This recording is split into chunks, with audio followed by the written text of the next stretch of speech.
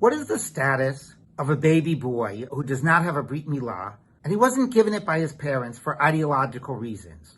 This was asked by one of our rabbis in Philadelphia. The baby's parents are something that's called intactivist, a type of a philosophy that you have to protect the rights of baby boys, of babies, and make sure that you do everything to keep their body fully intact. It's an anti-Brit Milah, an anti-circumcision philosophy. And therefore they didn't give their son a Brit Milah. Now this boy grows up. What is his status? Is he allowed to read from the Torah? Is he allowed, if he's a Kohen, to do Birchat Kohanim? Is there any way in which he will be excluded from the community?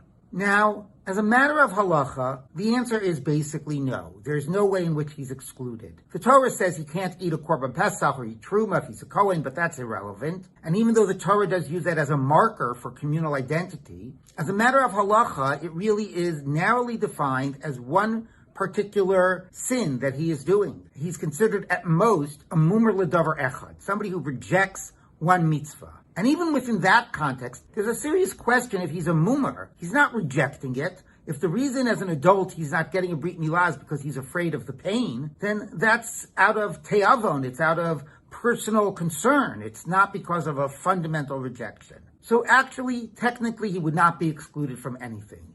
He could read the Torah, he could do Birkas Kohanim, Magen Avram says that. Complete inclusion. And that is a matter of halacha. Interestingly, Rav Tzvi Hoffman, dealing with similar questions, not debating the halacha, brings up serious issues of policy. He was dealing with a time in which a lot of people were rejecting Brit Milah, and he said that if somebody does this for himself or for his kids, you might want to create a policy of not giving this person an aliyah, not letting them be a member of the community, but you have to think about this policy very carefully, because it could have the opposite impact. It could push people away rather than bring them close. Maybe it will keep other people from acting this way, but maybe it'll have a net negative rather than a net positive.